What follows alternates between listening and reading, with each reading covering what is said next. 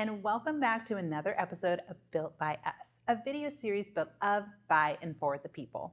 I'm your host, Joselle Torres, and if you've heard of Built by Us before, that's because it's spawned from our incredible podcast series that's been going on for a couple of years now. So be sure to tune into our podcast episodes anywhere that you listen to podcasts. My name is Joselle Torres, and we're going to be talking about the right to vote for women today, particularly Black women, Latin women, Indigenous women, and how important it is for women to have a voice in the electorate. Today, I have an amazing guest with me today, Lynndora Thompson, who's our Southeast Regional Organizer. She has a passion for enhancing civic engagement and a track record of advocating for voting rights across North Carolina. She has a bachelor's in English language and literature from Fayetteville State University and a master's in public policy from Liberty University. She's a member of Delta Sigma Theta Sorority Incorporated, and she has an unwavering commitment to social justice and women's rights. Hey, Lynn. Hey, thanks for having me. Yeah, thanks so much for being here today. So today we're going to be talking about women and voting and how it's so critically important to protect particularly Black women or Latina women and marginalized communities, ensuring that they have access to the ballot. So tell us a little bit more about that work. Well, that work is pivotal for us in North Carolina, and especially being a woman of color and who votes, it's important that we educate ourselves and that we engage Black women and women of color to let them know that what's on a ballot and how not voting can definitely impact their rights and impact their ability in their daily lives and to have the lives that they want with their families every day. Yeah, I think it's important. You kind of hit on how what you vote for impacts your everyday life. It does. And who you vote for, who controls kind of the levers of power at the General Assembly, at your local city council. That's right. Those are folks who can impact economic, health, public school decisions, particularly when those decisions impact women. That's right.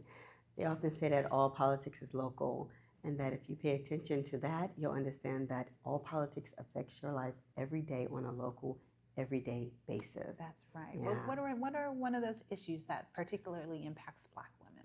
Well, one of the things that impacts Black women when we're talking about voting is access to the ballot, making sure that we are educated and we understand the dates that are coming up, understanding that because we are a marginalized community, that when things happen in the North Carolina General Assembly, that it disproportionately affects us. Sure. So when bills are passed that are unfriendly towards us as far as healthcare goes, that we're going to feel that first in our communities as we have issues with mortality rates for Black and brown communities and funding for our healthcare systems. It's very important for us, not just for our generations, but for our children and for our daughters. So it's important that we pay attention to legislation that's going on, because we're going to be the first group of women to feel that. Yeah, and I think that has come to light more recently with the fall of Roe v. Wade and reproductive justice and access for folks in the South and in North Carolina here. That's definitely become a contentious issue. We're seeing show up across the political spectrum, and who we vote for and how their values align with ours is really going to matter this election. How do you think that's going to either encourage or invigorate folks, particularly women, to head to the polls?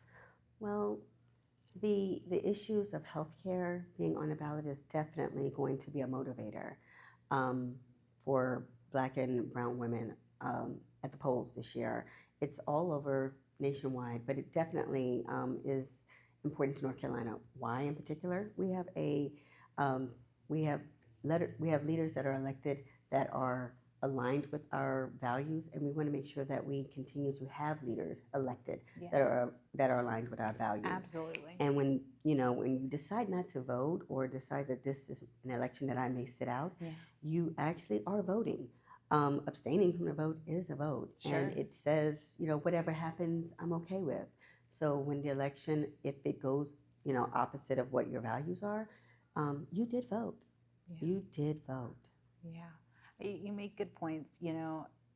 Choosing to participate in a democracy is an act, right? Democracy is not just a state, it's an act, to quote the Honorable John Lewis. And so I think women particularly, and when we look at the 2020 election and how Black women particularly had such a powerful share of voting power to ultimately decide parts of the election, we know that Black women and their power is important. And when people leverage and use that power, I think is when it can seem or feel like, are you really listening to me? Right. Are you really caring about what I care about and what my issues are? Yes. And so what would be one thing that you would kind of let somebody, your colleague, your friend, another woman know that could encourage them to show up to vote this year? Well, I would tell any Black woman or woman of color, this election is unlike any other. And so we always hear this little saying that, oh, it's the most important election ever. Oh, it's the most important election ever. Hear me. This is the most important election ever. Yes. The Supreme Court has overturned Roe Wade. Let that sink in. Black and brown women are disproportionately going to be impacted and affected by that. We already have the highest mortality infant rates in the nation for any racial or ethnic group in the United States. We don't have time to play. That's right. We don't have any time to play. So sitting out and deciding not to vote, you are sitting out and deciding that your daughter and your granddaughters will have less rights than your grandmother. And that just can't stand. Sure. So not one step back. We must participate in our democracy in this election. That is such a great message and so important. You know, I think when we look at reproductive justice and healthcare activists, when we look at economic justice and the child care crisis that's happening across North Carolina and the United States, with the ending of the child care daycare center voucher program that ended July 1st of this year.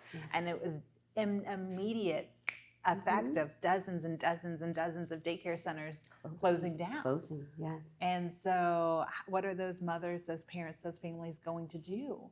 And when we look at daycare costs costing more than college tuition, that's unreal. That's a crisis. That's unreal. That is a crisis. That is a crisis. That is disproportionately impacting women that oftentimes need to bear the load of caretaking for their family. That's right. So yeah, reproductive access, healthcare access, economic justice. Ooh, sorry, I'm getting excited and obviously very passionate as a Latina woman myself. Like, what else do you think we need to do to protect women's right to vote?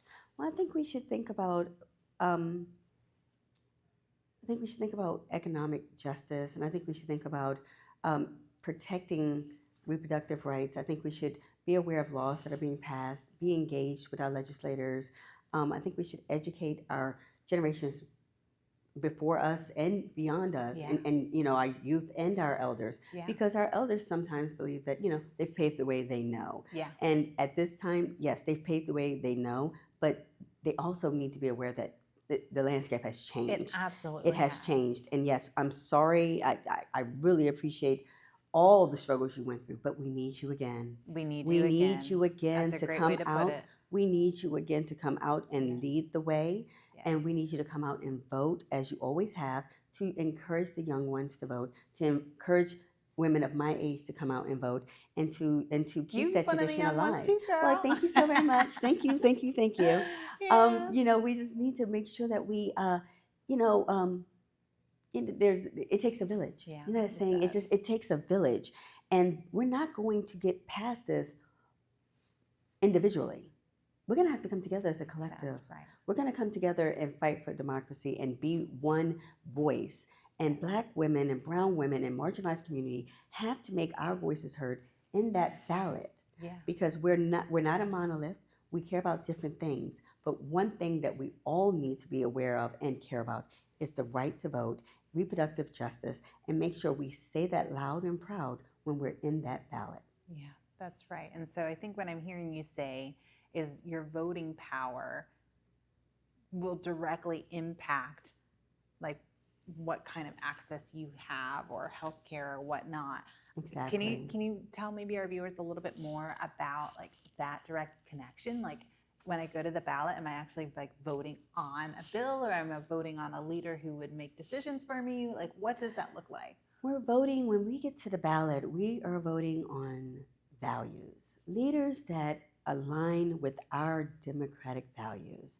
So if you value family, if you value reproductive justice, if you value access to education, if you value um, access to having an abortion or health care or having jobs, if those are your values and those are the things that help your family, then those are the elected officials that you should align yourself with. And when you get to the ballot, those are the decisions that you should make for yourself.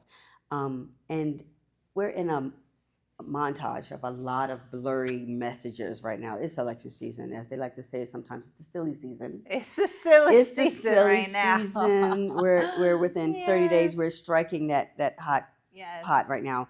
But a lot of things will be said. Yeah. Sometimes you have to still yourself and just listen to your own internal voice.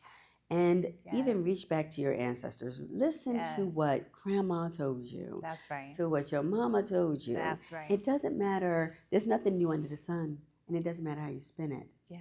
It has to align with what you believe is right for you and your family. Absolutely. And if that doesn't align, then you should make that decision in the ballot to vote for someone that does align with you. That's right. And if you go to ncvoter.org, that is a really great resource for you to be able to check out your ballot. Yes. Make sure your registration is up to date. If you need to request a mailed ballot, you can do that too. And ncvoter.org also has a ballot builder that's available in 7 different languages. So you can actually get your real ballot and see who's going to be on what races, because it's not just the president that's up for election in this moment. You've got down ballot races. Some people are going to have ballots that are 3 pages long. And so you need to make sure you know what the waste management person does. You know what the public school board position and chairs are. You know what the North Carolina Supreme Court justice does. All of these positions are just as important as the presidential. And some would say, I would say, that these local positions matter more. I would agree with you, because that's what you're going to feel every day.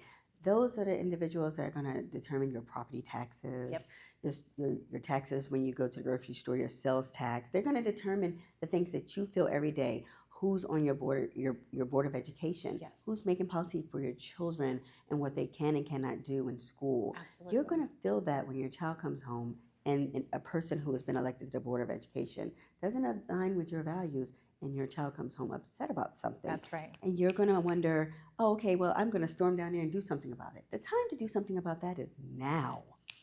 Preach. Now. Not at the PTA. Yes. Not at the PTA yelling and making statements. They're elected. They're already in power. The time to do that now. It is now. Yes. Educate yourself on who these individuals who are running for your vote on the ballot is. What are they standing for? And then make an educated, informed vote. And you're part of the Delta Sigma Theta Sorority Incorporated. Yes. So how do you think you and your sisters and other sororities and organizations like you are encouraging Black women and other women of color to vote?